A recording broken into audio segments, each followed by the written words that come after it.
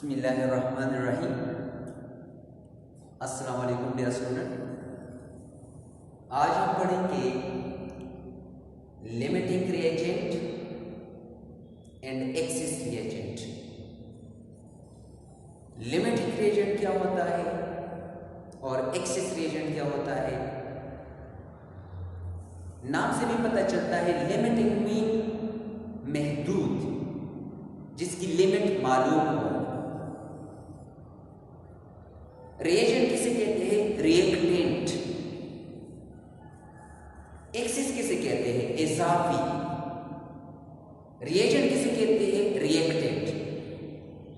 यानी इसका मतलब है लिमिटेड रिएक्टेंट यानी महदूद अमाउंट, और इसका मतलब है एक्सिस रिएजेंट यानी इजाफी reactant. So a reactant which is consumed earlier during a chemical reaction। ठीक है? A reactant which is consumed during a chemical reaction is called limiting reagent। यानी वो रिएक्टेंट जो कि केमिकल रिएक्शन में जल्दी खत्म हो जाए, तो उस रिएक्टेंट को हम कहते हैं लिमिटिंग रिएक्टेंट या लिमिटिंग रिएजेंट। इसका एक और डेफिनेशन भी है, are reactant which produce least number of moles of the product is also called limiting reagent। फर्ज कर लेते हैं, मैं यहां पर आपको एक एग्जांपल देता हूं। चलो ये बता देते, इसके बाद में एक एग्जांपल देता हूं।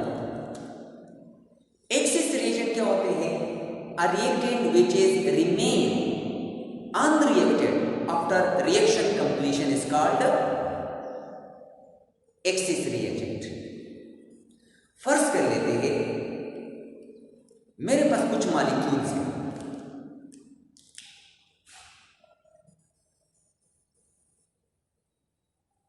फर्ज कर ले मेरे पास 5 मॉलिक्यूल्स हैं।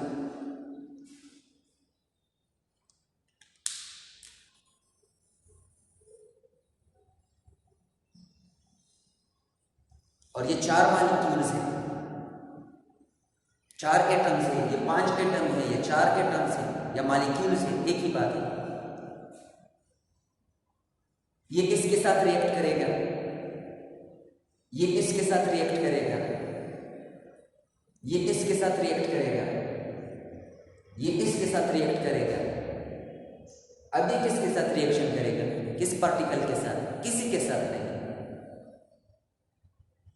सो ये अमाउंट, ये रिएक्टेंट जो हुआ ये एक्सेस में हुआ, और ये जो हुआ ये लिमिटिंग हुआ। क्यों? क्योंकि ये जल्दी खत्म हुआ और ये जल्दी खत्म नहीं हुआ। So this is access reagent and this is limiting reagent. एक पॉइंट अपने साथ नोट कर ले, there is no limiting reagent and excess reagent in a given balanced chemical equation। Balance chemical equation में ना लिमिटिंग रिएजेंट होता है और ना एक्सेस रिएजेंट होता है। तो फिर लिमिटिंग रिएजेंट और एक्सेस रिएजेंट हम किस तरह मालूम कर लेते हैं, वो भी तरीका मैं आपको बताऊंगा। जिस तरह मैंने आपको बता दिया, ये मैं फर्ज कर लेता हूं ए रिएक्टेंट है और ये मेरे बी रिएक्टेंट है, तो जल्दी कौन सा खत्म हुआ? बी वाला जल्दी खत्म हुआ। So B is the limiting and A is the excess. लेकिन जो बैलेंस केमिकल इक्वेशन होता है उसमें जो नंबर ऑफ द पार्टिकल्स होते हैं वो तो सेम होते हैं, इक्वल होते हैं। तो इसी वजह से उसमें लिमिटिंग रिएजेंट और एक्सेस रिएजेंट नहीं होता, जो बैलेंस केमिकल इक्वेशन होता है। क्योंकि इन पार्टिकल और इन पार्टिकल की जो तादाद होती है वो क्या होती है? बराबर होती है, इक्वल होती है। तो इस वजह से इसमें कोई लिमिटिंग रिएजेंट और कोई एक्सेस रिएजेंट नहीं होता।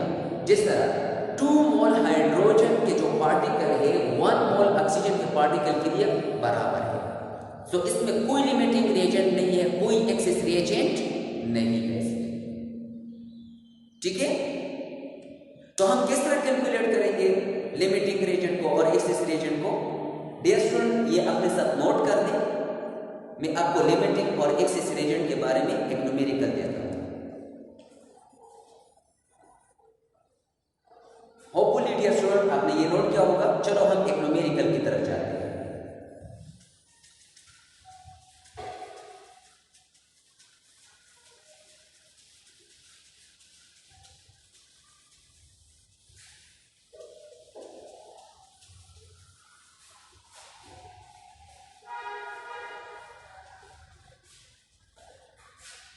अच्छा डियर स्टूडेंट, चलो हम लिमिटिंग रिएजेंट को और एक्सेस रिएजेंट को कैलकुलेट करते हैं। फर्स्ट कर लेते हैं, सबसे पहले आप लोगों ने बैलेंस केमिकल इक्वेशन लिखना है। ठीक है,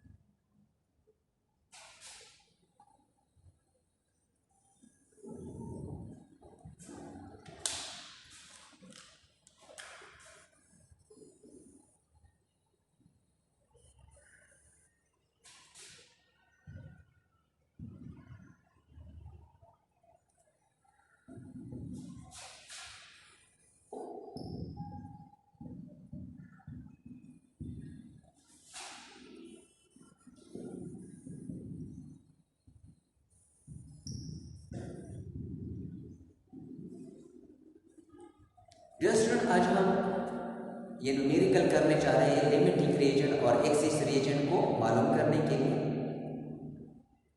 कहता है कि अगर हम 5 मोल्स हाइड्रोजन को रिएक्ट करते हैं with 3 moles of oxygen to form water, तो कहता है कि find out the limiting reagent and excess reagent. सबसे पहले आपके पास बैलेंस केमिकल इक्वेशन का होना जरूरी है। बैलेंस केमिकल इक्वेशन हमें क्या बताता है कि 2 मोल हाइड्रोजन जो होता है ये रिएक्शन करता है विद 1 मोल ऑफ ऑक्सीजन, यानी 2 मोल हाइड्रोजन ये इक्वल है 1 मोल ऑक्सीजन के पार्टिकल के लिए। अब एक बंदे ने रेंडमली 5 मोल्स हाइड्रोजन लिए हैं और इसको रिएक्ट किया है किसके साथ? 3 मोल्स ऑफ ऑक्सीजन के साथ। तो कहता है कि हाइड्रोजन और ऑक्सीजन में कौन सा लिमिटिंग रिएजेंट हुआ? तो ये ऊपर वाला तो बैलेंस केमिकल इक्वेशन है, इसमें तो कोई लिमिटिंग रिएजेंट और कोई एक्सेस रिएजेंट नहीं है। अब इन दोनों में मालूम करना है मुझे। अगर आप लोग ये मालूम करते हो तो भी सही है, ये मालूम करते हो तो भी सही है। इस बंदे ने कितने मोल्स लिए थे oxygen? Hydrogen 5 moles, oxygen 3 moles randomly उसने लिए। तो अब मैं इस दोनों में से इसको मालूम करता हूं। मैं ये मालूम करना चाहता हूं कि 5 मोल जो उसने हाइड्रोजन लिए थे वो ये 3 मोल्स ऑक्सीजन के लिए बराबर है या नहीं है? तो वही वाक्य आ गई 2 रेशियो 5 प्रोपोर्शन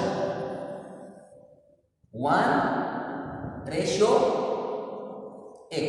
अब कहेंगे कि यहां पर तो वैल्यू है, हाँ यहां पर वैल्यू है, लेकिन इस वैल्यू को मैं मालूम करना चाहता हूं कि ये वैल्यू सही है, ज्यादा है, कम है या बराबर है। मैंने इसी वजह से इसको x ले लिया। सो इन दोनों को आपस में मल्टीप्लाई करो, इन दोनों को आपस में मल्टीप्लाई करो।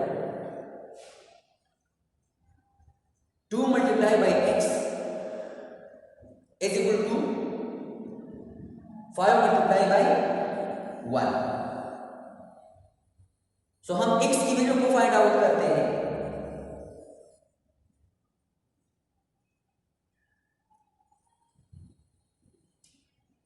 सो x की वैल्यू क्या आ गई? 2.5। तो यहां पर ऑक्सीजन कितने होनी चाहिए? 5 मोल्स। हाइड्रोजन के लिए कितने ऑक्सीजन होने चाहिए? यहां पर ऑक्सीजन होनी चाहिए 2.5 मोल्स। है कितने? 3 मोल्स, यानी 0.5 मोल ज्यादा है। तो oxygen is the limiting, oxygen is the axis reagent, while hydrogen is the limiting reagent। ठीक है?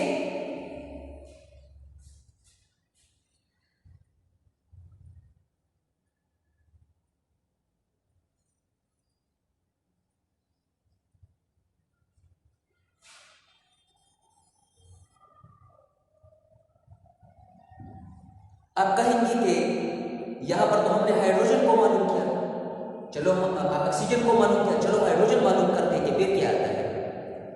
यही इक्वेशन हम यहां पर लिख देते हैं।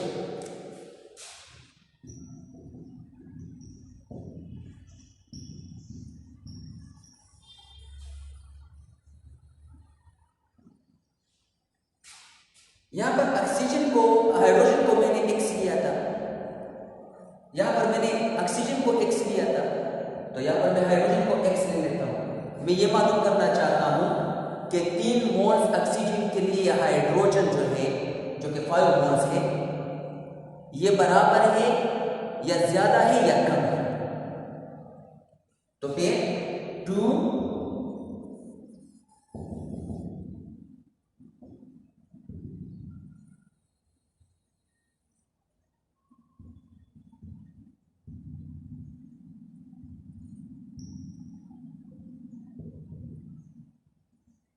अच्छे।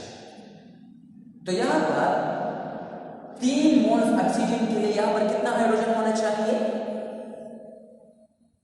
6 मोल्स। है कितने? 5 मोल्स। 1 मोल अभी भी कम है। तो अगर कम है तो हाइड्रोजन फिर क्या होगा? लिमिटिंग। और ऑक्सीजन, देखो दोनों सूरत में एक लिमिटिंग आता है और एक एक्सिस रिएक्शन आता है। होपफुली आप लोगों को ये क्लियर हुआ होगा। अच्छा, एक और बात, अगर आप लोगों को ये ग्राम में दिया जाए रिएक्टेंट, तो ग्राम को आप लोगों ने सबसे पहले कन्वर्ट करना है किस चीज को? मोल में। बाकी प्रोसीजर ये करना है। होपफुली आप लोगों को ये क्लियर हुआ होगा। Take care.